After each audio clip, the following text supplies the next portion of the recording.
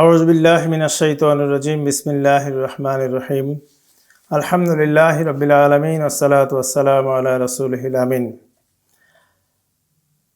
সম্মানিত ভাইরা, আসসালামু আলাইকুম রহমতুল্লাহ। আমরা আজকে এক গুরুত্বপূর্ণ বিষয় নিয়ে আলোচনা করার জন্য আপনাদের কয়েক মিনিট সময় চেয়ে নেব। জামায়াতে ইসলামী হিন্দ সর্বভারতীয়ভাবে স্বাধীনতার ভিত্তি নৈতিকতা বা নৈতিকতাই স্বাধীনতার ভিত্তি এই শিরোনামে একটি প্রচার অভিযান পরিচালনা করছে। এ বিষয়ে একটা কথা আমি আপনাদের উদ্দেশ্যে বলতে চাই।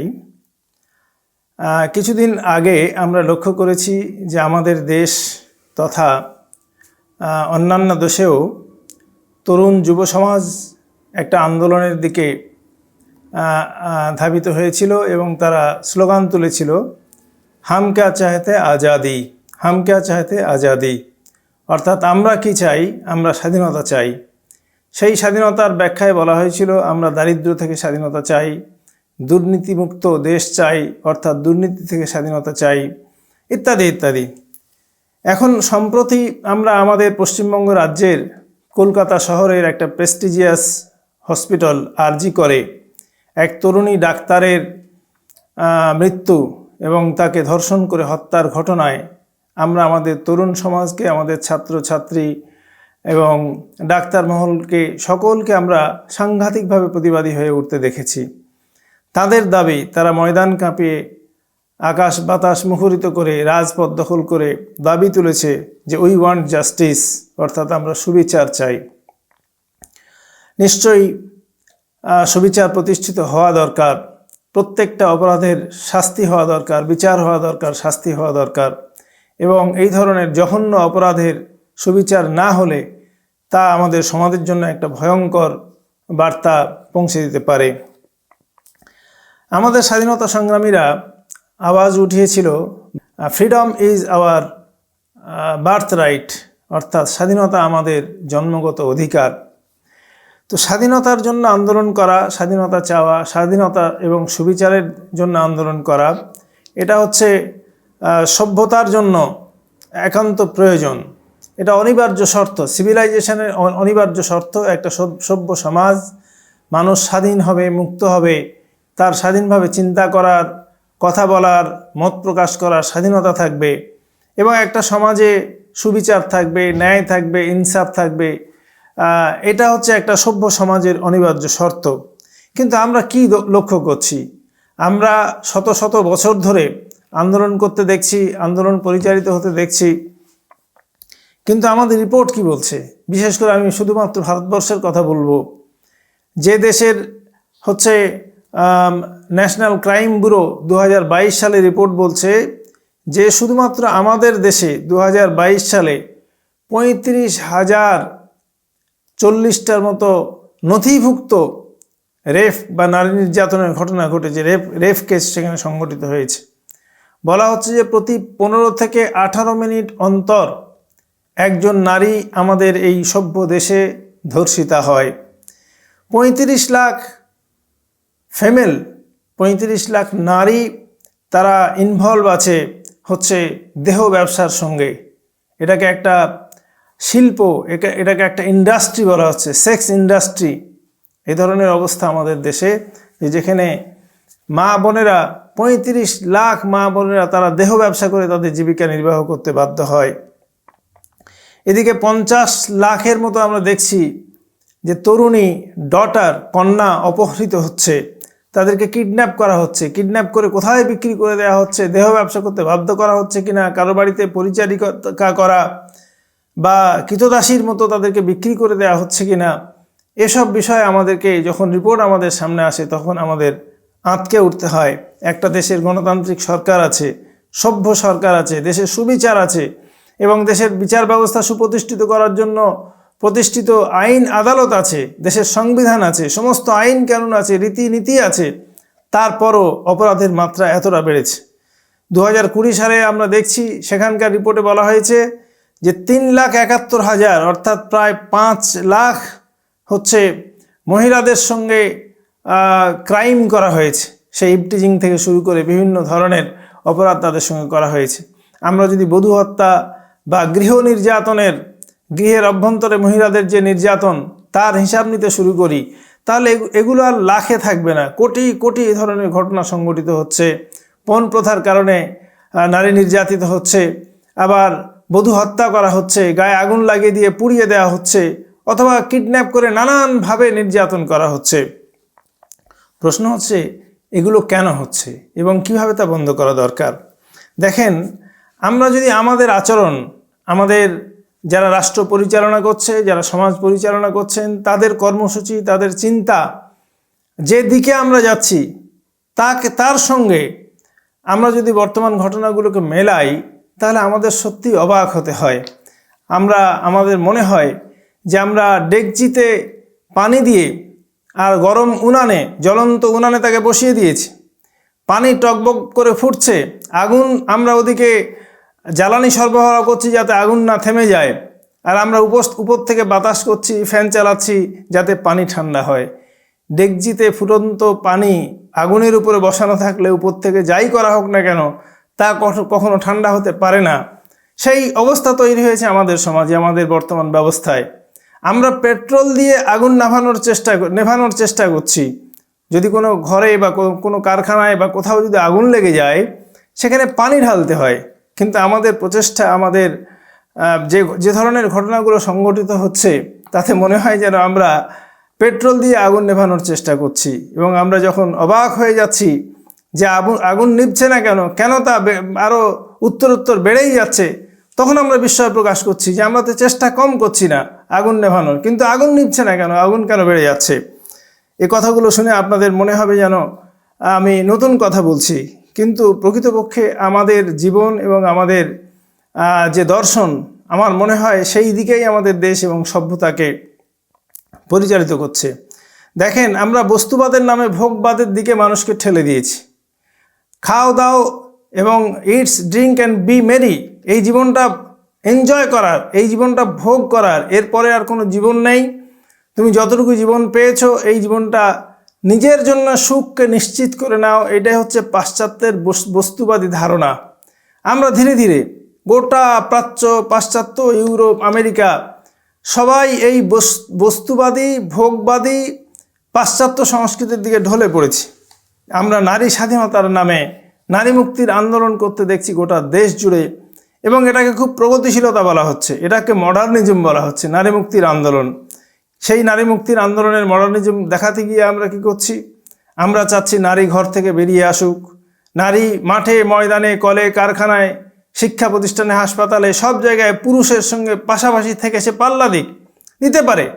কিন্তু সেই সঙ্গে সঙ্গে আমরা মিস ওয়ার্ল্ড প্রতিযোগিতা হতে দেখছি। নারী দেহ নিয়ে, নারী ব্যবসা, নারী দেহ নিয়ে নারীর দেহকে একটা পণ্যে পরিণত করার প্রয়াস আমরা চলছি, এবং সেটাকে আমরা বলছি সভ্যতা, সেটাকে বলছি আমরা প্রগতিশীলতা। আমরা মিস ওয়ার্ল্ড প্রতিযোগিতা করছি, মিস ইউনিভার্স প্রতিযোগিতা করছি, আমরা মিস ইন্ডিয়া প্রতিযোগিতা করছি। সেখানে নারীদের দেহকে কত উলঙ্গভাবে প্রদর্শন করা হচ্ছে তা কল্পনাও করা যায় না। আমরা ফ্যাশন শো, নারীদেরকে নিয়ে বিভিন্ন পণ্য বাজারজাত করার জন্য নারীদের সুন্দর দেহকে নিয়ে ফ্যাশন শো করছি, এবং সেই ফ্যাশন শো সোশ্যাল মিডিয়ার মাধ্যমে, টেলিভিশনের মাধ্যমে গোটা দুনিয়া জুড়ে মানুষের মধ্যে ছড়িয়ে দেওয়া হচ্ছে। নারীদের পোশাককে এমনভাবে তৈরি করা হচ্ছে, এমনভাবে তাদের এমন পোশাক পরতে উদ্বুদ্ধ করা হচ্ছে, বলা হচ্ছে সাহসী পোশাক। অর্থাৎ তাদের শরীরকে অনাবৃত রাখা, শরীরের সমস্ত অঙ্গগুলোকে ফুটিয়ে তোলার প্রচেষ্টা, এটাই নাকি সাহসী পোশাক। আর তার পরিপ্রেক্ষিতে যখন আমরা কাউকে ওড়না পরতে দেখছি, বোরকা পরতে দেখছি, শরীর আবৃত করে থাকতে দেখছি, তখন তাদেরকে আমরা বলছি ব্যাকডেটেড, এরা সমাজে চলতে পারে না, এরা বস্তা মধ্যে বন্দী হয়ে আছে। তো এই আমাদের চিন্তা, আমরা একদিকে নারী মুক্তির কথা বলছি, একদিকে ধর্ষণ বা খুন বা নারী নির্যাতন এগুলো রোধ করার আমরা চেষ্টা করছি, অপরদিকে আমরা নারীর দেহকে নগ্ন করে ফুটিয়ে তোলার চেষ্টা করছি, আমরা পর্ণ শিল্পের মাধ্যমে সেগুলোকে ফুটিয়ে তোলার চেষ্টা করছি, আমরা আকাশ সংস্কৃতি টেলিভিশনের মাধ্যমে সেগুলো মানুষের দরজায় দরজায়, মানুষের ঘরে ঘরে পৌঁছে দিচ্ছি, আমরা আমাদের মোবাইল বা সোশ্যাল মিডিয়ার মাধ্যমে আজকের প্রত্যেকের ঘরে ঘরে প্রত্যেকটা মানুষের পকেটে পকেটে এই অপসংস্কৃতি পৌঁছে দেওয়ার চেষ্টা করছি। এবং আমরা বলছি কি এটা আর্ট, এটা সৌন্দর্য। কাজী নজরুল ইসলাম বলেছিলেন যে আর্টের নামে ভণ্ডামি করে দিনরাত বলো আর্টের জয়। আর্ট মানে শুধু বাঁদরামো আর মুখ ভ্যাংচানো নয়। আমরা সেই মুখ ভ্যাংচে বলছি এটা খুব সুন্দর আর্ট হচ্ছে। আমরা বলছি কি না, লিভ টুগেদার, এটা সভ্যতা, এটা হচ্ছে প্রগতিশীলতা। LGBTQ অর্থাৎ সমস্ত ধরনের সমকামিতা থেকে শুরু করে ট্রান্সজেন্ডার সমস্ত ধরনের যেগুলো নীতিবিরুদ্ধ, নৈতিকতা বিরুদ্ধ, সেগুলোকেই আমরা সভ্যতা বলছি, সেগুলোকে প্রগতিশীলতা বলছি। আমরা বলছি মানুষ আর পশুর মধ্যে ফারাক থাকবে কেন? আমরা বলছি যে ইলিগাল বার্থ আবার কি? পশুদের যদি ইলিগাল বার্থ না হয়, অবৈধ সন্তান না হয়, তাহলে মানুষের বা হবে কেন? পাশ্চাত্যের একটা সমীক্ষায় দাবি করা হয়েছে যে আমরা এ পর্যন্ত এই 25% বা 30% আমরা ইলিগাল সন্তান উৎপাদন করতে পেরেছি। আমাদের চেষ্টা করতে হবে সমাজে যেন লিগাল সন্তান না থাকে, অর্থাৎ বিবাহের মাধ্যমে বৈধভাবে সন্তান হওয়াটাকে তারা লিগাল সন্তান বলছে, এবং এই লিগাল সন্তান সমাজে যাতে না থাকে, যাতে আমরা পশু এবং মানুষের মধ্যে কোনো পার্থক্য যেন আমাদের মধ্যে না থাকে, সেটাই আমরা চাচ্ছি। আমাদের ভোগবাদ আমাদেরকে সেদিকে নিয়ে যাচ্ছে। আমরা সায়েন্সে ডেভেলপমেন্ট করছি, কিন্তু বিজ্ঞান এবং প্রগতিশীলতার এই উন্নতি আমাদেরকে কোন দিকে নিয়ে যাচ্ছে? আমাদেরকে পরমাণু যুদ্ধের দিকে ঠেলে দিতে চাচ্ছে। কোন দেশের কত পরমাণু আছে, কত পরমাণু বোমা আছে, কত আধুনিক আগ্নেয়াস্ত্র আছে, সেইটাই হচ্ছে তার দেশের সভ্য হয়ে ওঠার, শক্তিশালী হয়ে ওঠার মানদণ্ড। অথচ আমরা এই শপথ নিতে পারিনি যে পৃথিবীকে আমরা যুদ্ধমুক্ত করব, পৃথিবীকে আমরা অস্ত্রমুক্ত করব, পৃথিবীতে একটাও মারণাস্ত্র থাকবে না, যা নিরপরাধ মানুষের প্রাণ কেড়ে নেবে, এই ধরনের কোনো প্রয়াস থাকবে না। এ ধরনের কোনো পদক্ষেপ আমরা গ্রহণ করতে পারিনি। আমরা ন্যাশনালিজমের নামে লক্ষ্য করেছি যে দুটো বিশ্বযুদ্ধ সংগঠিত হয়েছে। জাতীয়তাবাদের নামে আমরা একের পর এক বিশ্বযুদ্ধ সংগঠিত হতে দেখছি। তো সম্মানিত ভাইরা, আমাদের বুঝতে হবে যে আমরা আগুন নেভানোর জন্য যে পেট্রোল ব্যবহার করছি, এভাবে কি কখনো আগুন নেভবে? আমাদেরকে ভাবতে হবে যে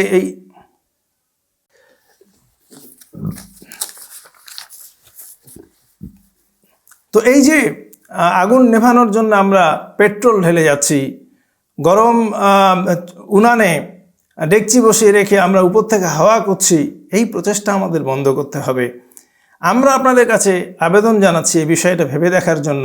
জামায়াতে ইসলামী হিন্দ আপনাদেরকে আবেদন জানাচ্ছি এই বিষয়টা ভেবে দেখার জন্য যে আমরা স্বাধীন ঠিকই, স্বাধীনতা আমাদের বার্থ রাইট ঠিকই, কিন্তু আমরা অবাধ স্বাধীনতা আমাদের জন্য কল্যাণকর হতে পারে না। আমাদের যে উদ্দেশ্যে সৃষ্টি করা হয়েছে সেই উদ্দেশ্যকে মান্যতা দান করা। সৃষ্টিকর্তা একজন অবশ্যই আছেন, তিনি আমাদেরকে সৃষ্টি করেছেন এবং আমাদেরকে বিশেষ উদ্দেশ্যে সৃষ্টি করা হয়েছে। সেই সৃষ্টিকর্তাকে মান্যতা দেওয়া, সৃষ্টিকর্তার বিধানকে মান্যতা দেওয়া। খলাকল মাউতা ওয়াল হায়াতা লিয়াবলুয়াকুম আইয়ুকুম আহসানু আমালা। আল্লাহ রাব্বুল আলামিন বলছেন, আমি জীবন এবং মৃত্যুকে সৃষ্টি করেছি এই জন্যে যে তোমরা কে ভালো কাজ করো এবং কে খারাপ কাজ করো সেটা আমরা পরীক্ষা করতে চাই। তো সমস্ত মানুষকে ভালো কাজের মধ্যে উদ্বুদ্ধ করা, ভালোর দিকে নিয়ে আসা, কল্যাণের দিকে নিয়ে আসা, মঙ্গলের দিকে নিয়ে আসা, এই জন্যে মঙ্গলের দিকে পরিচালিত করার জন্য, কল্যাণের দিকে পরিচালিত করার জন্য আমরা যে জাস্টিস এবং ফ্রিডম, যার জন্য আমরা আন্দোলন করছি, এবং প্রকৃত জাস্টিস এবং ফ্রিডমের জন্য সৃষ্টিকর্তার পক্ষ থেকে বিধান দেওয়া হয়েছে, জীবন বিধান দেওয়া হয়েছে। আমরা আপনাদেরকে বলছি যে সেই বিধানের প্রতি দৃষ্টি নিক্ষেপ করুন। সেখানে মানুষের স্বাধীনতা বলতে কি বোঝানো হয়েছে, সেখানে নারী স্বাধীনতা বলতে কি বোঝানো হয়েছে, সেখানে জাস্টিস বলতে কি বোঝানো হয়েছে, সেই বিষয়টা বিচার করুন। সেই জাস্টিস, সেই স্বাধীনতা যদি আমরা আমাদের জীবনে প্রয়োগ করতে পারি, তাহলে প্রকৃতপক্ষে আমরা জাস্টিস পেতে পারি, প্রকৃতপক্ষে আমরা স্বাধীনতা পেতে পারি। আল্লাহ রাব্বুল আলামিন বলছেন, ইন্নাল ইনসানা লাফি খুসরিন, সমস্ত মানুষ ক্ষতির মধ্যে নিমজ্জিত, ইল্লাল্লাযিনা আমানু ওয়া আমিলুস সালিহা। হ্যাঁ, যারা বিশ্বাস স্থাপন করেছে আল্লাহর প্রতি, যারা সৎ কাজ করেছে, ন্যায়পরায়ণ, তারাই ক্ষতি থেকে বাঁচবে। তো আমরা যদি আল্লাহর প্রতি বিশ্বাসকে সুদৃঢ় না করতে পারি, তাহলে কখনোই এই ধরনের সিভিলাইজেশন বা আমাদের জীবনে শান্তি এবং হচ্ছে উন্নতি, স্বাধীনতা আমরা কখনো পেতে পারবো না। আল্লাহ রাব্বুল আলামিন যে নির্দেশ দিয়েছেন, অনেক নির্দেশ আমাদের জন্য রয়েছে, সেটা পবিত্র কোরআনের মধ্যে আল্লাহ রাব্বুল আলামিন ঘোষণা করেছেন। আমরা সেটাকে নীতির বিধান বলছি। স্বাধীনতার ভিত্তি যে নীতি, নৈতিকতাই যে স্বাধীনতার ভিত্তি, সেই নৈতিকতার আকর গ্রন্থ হচ্ছে আল কোরআন। এই কোরআনে নৈতিকতার নির্দেশ দেওয়া হয়েছে। বলা হয়েছে লা তাকতুলু আওলাদাকুম, তোমরা তোমাদের সন্তানদেরকে হত্যা করো না।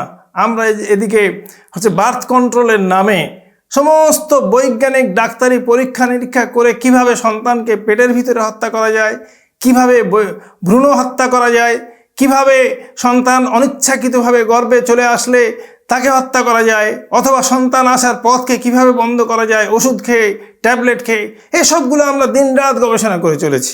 অথচ আল্লাহ রাব্বুল আলামিন বলছেন লা তাকতুলু আওলাদাকুম, তোমরা তোমাদের সন্তানদেরকে হত্যা করো না। লা তাকতুলুন নাফসাল্লাতী হারামাল্লাহ, প্রত্যেকটা প্রাণকে নিষিদ্ধ, হত্যা করা আল্লাহ নিষিদ্ধ করেছেন। তোমরা প্রাণকে হত্যা করো না, মানুষকে হত্যা করো না, তোমরা নিজেরা নিজেদেরকে হত্যা করো না। তোমরা লা তাকরাবুজ জিনা, তোমরা জিনা, ব্যভিচার, অশ্লীলতা তার ধারে কাছে যেও না। আমরা যদি আল্লাহর এই বিধানের প্রতি আনুগত্য করি, আল্লাহর বিধানকে যদি আমাদের নীতি হিসেবে গ্রহণ করি, এবং আমরা যদি আমাদের শরীরকে, আমাদের চোখকে আমরা নিয়ন্ত্রণ করি, আল্লাহ রাব্বুল আলামিন নির্দেশ দিচ্ছেন, হে পুরুষরা তোমরা তোমাদের শরীরকে আবৃত্ত করো, তোমরা তোমাদের চক্ষুকে নত করো। হে নারীরা তোমরা তোমাদের শরীরকে আবৃত্ত করো এবং তোমরা সংযত হও, সংযত জীবনযাপন করো। এই বিধানের প্রতি যদি আমরা আগ্রহী হই, এই বিধানের প্রতি যদি আমরা আনুগত্যশীল হই, তাহলে দেখা যাবে যে এই ধর্ষণের জন্য আজকের সুবিচার চেয়ে আমাদের আর ময়দানে নামতে হবে না। আমাদের জীবনকে এই নীতির আলোকে গড়ে তুলতে হবে, আমাদের জীবনকে এই নীতির আলোকে সাজিয়ে নিতে হবে। আমরা এক সময় দেখেছি আরবের বর্বর যুগে কন্যা সন্তানদেরকে হত্যা করা হতো। আল্লাহ রাব্বুল আলামিন বলছেন ওয়াইজা মাওইজা সুইলাত বিআইয়ি জামমিন কুতিলাত, সেদিন কিয়ামতের দিন তোমাদেরকে উত্থিত করা হবে, তোমাদের প্রত্যেককে প্রশ্ন করা হবে। জীবন্ত প্রথিত কন্যা সন্তানকে জিজ্ঞাসা করা হবে তার কি অপরাধ ছিল, কোন অপরাধে তাকে হত্যা করা হয়েছে। আজকের আমরা ভ্রূণ হত্যা করছি। আমাদের বিষয়গুলো ভেবে দেখা দরকার। আমরা পেট্রোল দিয়ে যদি আগুন নেভাতে চাই, কখনো আগুন নিভবে না, বরং তা বহুগুণে বেড়ে যাবে। সেই ধরনের এক বিপজ্জনক দিকে আমরা অগ্রসর হচ্ছি। আমাদের পারিবারিক জীবন ধ্বংস হয়ে যাচ্ছে।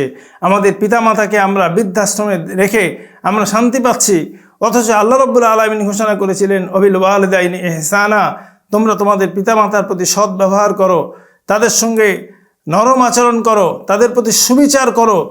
তো আমরা এই ধরনের কাজ করে চলেছি। দুনিয়ার ভোগবাদের জন্য আমরা ধোঁকাবাজি, একে অপরকে ঠকানো, একে অপরকে বঞ্চিত করা আল্লাহ রাব্বুল আলামিন কঠোরভাবে নিষেধ করেছেন। ওয়াইলুল লিল মুতাফফিফিন আল্লাযীনা ইযা ইকতালু আলান নাসি ইয়াস্তাওফুন। আল্লাহ রাব্বুল আলামিন বলছেন যে ধ্বংস সেই সব হীন ঠকবাজদের জন্য, যারা কোনো মাল নেওয়ার সময় ভালো নেয়, বেশি নেয়, ঠিক করে নেয়, আর দেওয়ার সময় লোকদেরকে ঠকায়, ফাঁকিবাজি করে, কম দেয়।